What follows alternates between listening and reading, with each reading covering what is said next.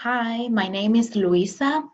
I'm a kindergarten teacher. This is my first year teaching, and I passed my PPR test. And I would like to share with you what I did. I'm, I'm going to focus in the resources and strategies that I use, and I'm going to share with you what are those. The first resource that I always use whenever I have to study for a test in the content, the bilingual, supplemental, and in this case, the PPR, is the past Texas test, which is a PDF that you can buy online, and then I print it. I always use this one. I highlight first the main ideas, and then I start summarizing in my notebook. Sorry, just a second. In my notebook, I have two notebooks. Pretty much I use one for my summaries, like this one. I start summarizing in the first competency, and I continue writing all the main ideas. Well, this is the practice one, sorry. This is the one that I use to summarize, this one.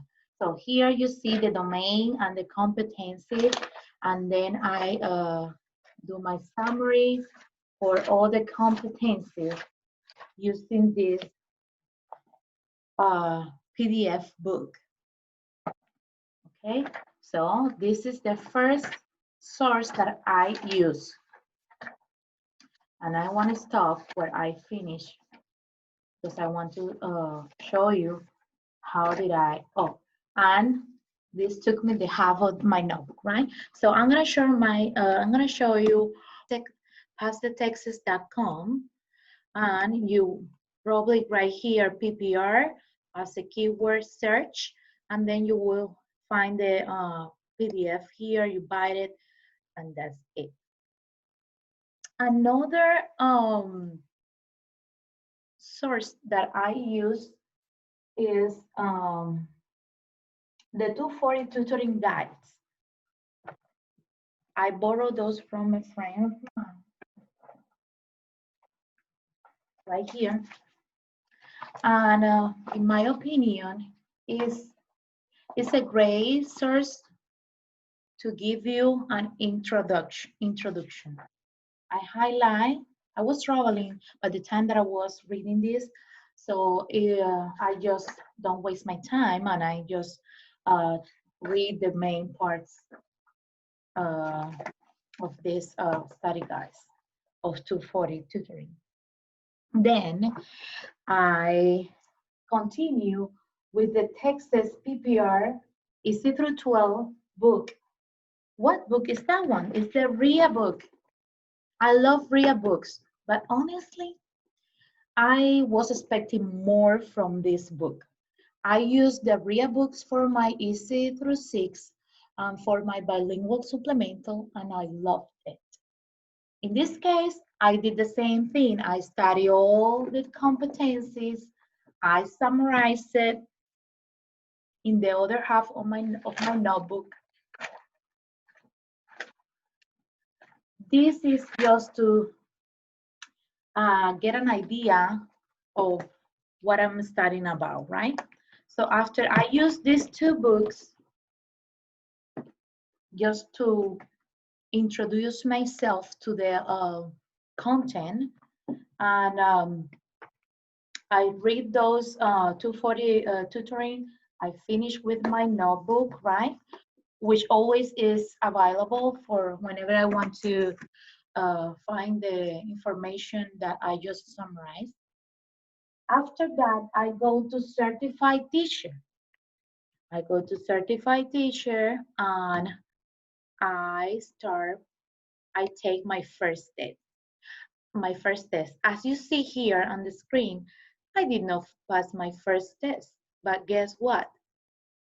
What I did was, after I took the test, you see here the score was 213. I just studied, I went to study mode and tried to go competency by competency, analyzing where did I fail and why. Let's say this one that I failed, let's see the details. Oh, this question was, this test, let me see, review answers. You go to review answers, and when you see like this one that you have one answer wrong, you go all the way down, and usually it will give you an introductory commentary, and then will give you the explanation. I copied that. Why? I found that theory in certified teachers is pretty good. So I start writing here all the questions that I get wrong, and then the theory too. And as I pass the whole test as a study mode, well, I continue to see another sources and going back to my notes. And after I go and see other sources, plus the ones that I already used, I'm not going back to those books anymore, but I'm going back to the notebook that I already used to summarize the two books that I already used before, right? So this notebook and the other resources are the ones that I am going to go again over it, plus the certified teacher notes, which I found is a great source. Then after I finish my certified teacher test, I start tracking. And how did I track that? Okay, let me show you. I create an Excel page. Right here, you can see. And I create a column for each competency. And then this is the result of my first certified teacher test.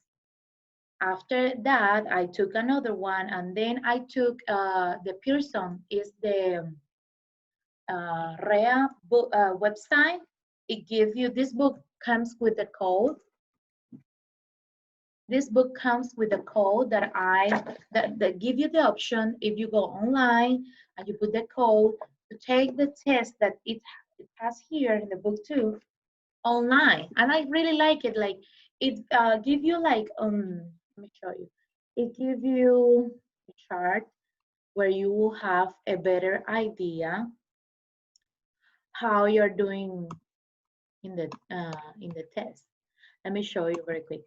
Here, you see, this is the result for the first test that I took. I will say I have the 23% of my questions strong, 46% medium, and 31% weak. So that way, I also go over the questions, can go over the questions again, and I read and copy the right question and a little bit of explanation if worth it to copy that, right? And that's how I use this source. Well, also I go to the TEA prep manual, which is online. Let me share with you. I'll share. You go to the TEA website here. And sorry, the TEA, no, the Texas Ensign website, right? And you will see in the prep page, prepare, you click in prepare, you find your test, in this case is PPR, and then you go down and see that you can buy a interactive practice exam, $10, right? So I went to my Excel and I write the results here. Why do you think, what do you see some in pink and on the other ones just in black and white? Because I create a column here and I said 70 is the minimum that I want. And I make a format, I took a mean and I said, I format these cells to show me which ones are less than 70. And that's why you see some of them in pink. So as you notice, the first test that I took, it was really bad. The second try, it wasn't that bad. And the Pearson one was pretty much well. And the third PPR one that I took, the third test on certified teachers that I took was pretty well too. So this is the mean of all this testing. And I said, okay, so competency 1, 2, 3, and 12 are my weaknesses. What this tell me is where I have to go back again and study and focus on those. So for me, cookies to make you pass the test is 1, using different sources, and 2, just shrink your,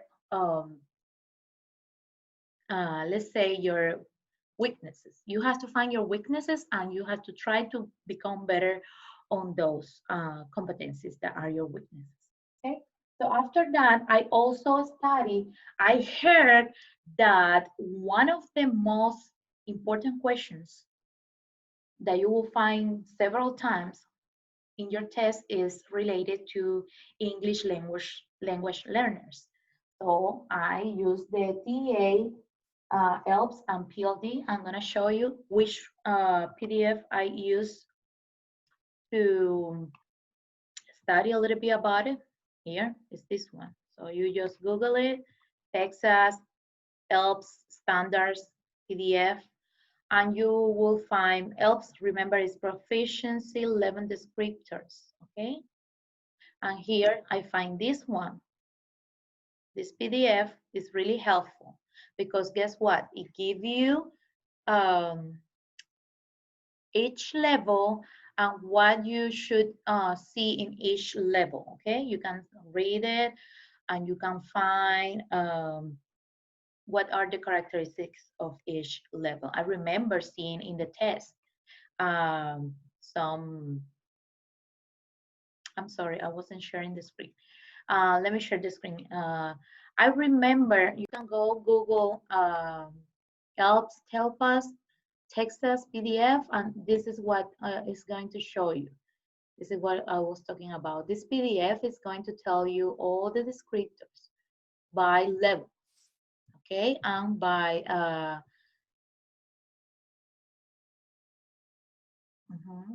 let's say for speaking, reading, writing, it's going to tell you the characteristics that you might see in the students.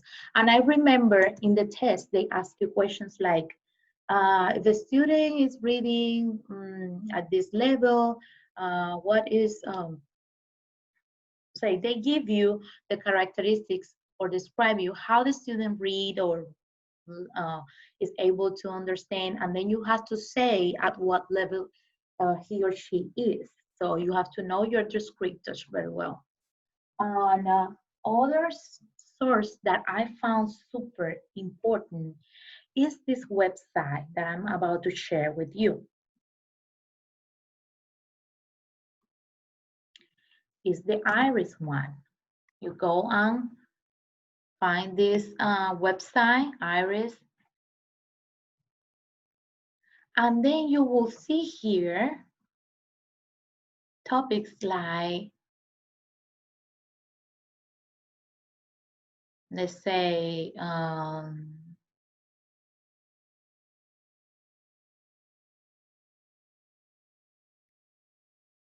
disability.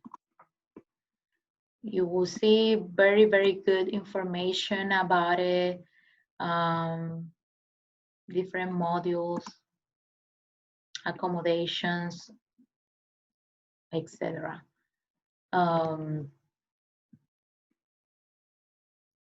Let me show you what I did with this. Differentiating instruction, you can see the modules, you can see the different sources that they have here, right? Let's click on this one, for example. They give you a lot of information. I found really easy the information that they give you. They give you videos. It's really cute and also easy to understand. I just went and print a lot of things that they have there. I create this binder.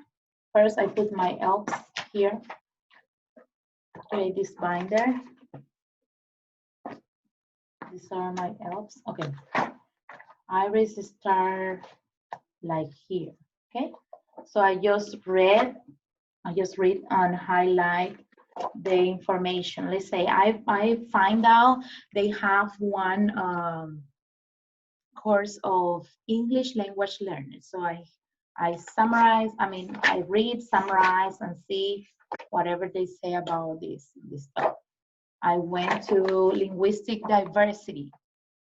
I also went through section 504, differentiating instruction, and others more. Okay, and other more.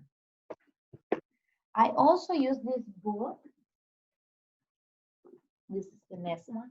This is like the old version of this book. Both are rare books.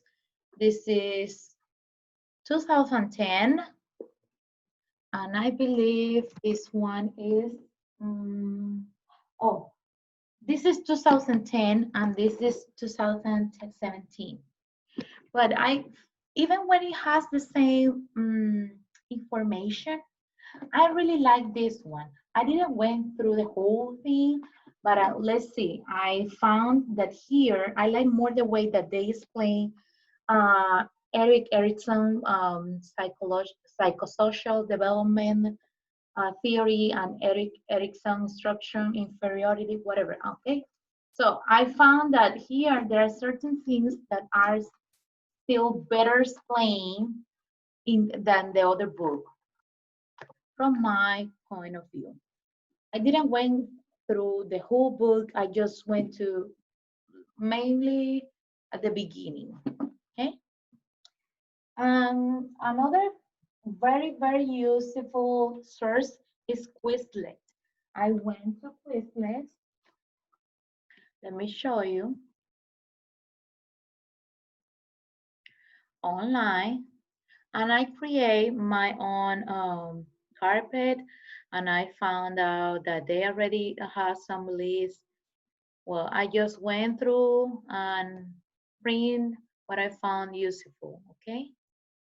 And also, okay, here is what I did. I just printed, read a few, that's it. And the last resource that I used, it was super, super helpful. And it's this book. It's called Cracking the Texts. But it's a 3 full-length practice test, Texas PPR test. So PPR. How did I find this book? I was studying for another test, an English test, and the Princeton Review made this guide that says Cracking the Texts. And I say, oh, since the Princeton Review gives so good advices, let me see if they have something in the PPR. And I found this one. It is pretty old. Let me find the year. It's from, this is the 5th edition, 2005. But guess what? It gives you good tricks. For example, I didn't go over the whole thing. If you notice, I just read the first two. The first two, the RIA book and the PDF. Only these two books I studied completely. The other ones I just scan, and summarize if I think it's worth it. If I understand better, highlight, and that's it. Same with the binder that I made out of the iris. And the 240 tutoring guides, I just read those as well as the quiz. I didn't summarize those. I just summarized those two books and the theory in certified teachers. But here I was reading just, let's say, 1 week before I took the test. And I love it. I love it because it gives you tricks. It gives you like the strategy that you probably know about, the process of elimination. And in the cases that you don't even have an idea which one to choose, they advise you choose the one that is more worth for the teacher. And guess what, guys? I passed my test and I feel like it's really worth it. You might think it's too much, but it is. It is. I don't trust shortcuts. I just study and I pretty much do the same for the Easy through 6 and the bilingual supplemental. Okay, the strategy, the order that I already give you the strategy, which is first I summarize the two books, the real ones and the past text. Then I go to certified teacher and I took a test and I see which competencies I did the worst. Let's say I do print something like this from certified teacher, and I highlight the competencies that I have wrong because I need to keep track on this one. I need to keep track on those that I did not well. So the next time that I do the certified teachers, I will see if I still struggle in the same competency. Then I go and read, highlight from other resources like 240 tutoring, sorry. And also, I buy the practice test that they provide you in the website tx.nsin.com. And I continue going back to my notes, going back to these sources, but pretty much to my notes if I feel like I am not understanding these topics. Also, for the bilingual supplemental, I found some videos on YouTube that I used to hear when I was driving, and I also create some videos by myself in order to listen to those that I want to hear over and over again, and that way I will memorize those competencies, right? In this one, I didn't find something that really I like it, so I am not sharing with you any video, but if you find something, it's a great source too to listen to reviews or that kind of things, right? So I hope you do a great job in your PPR test.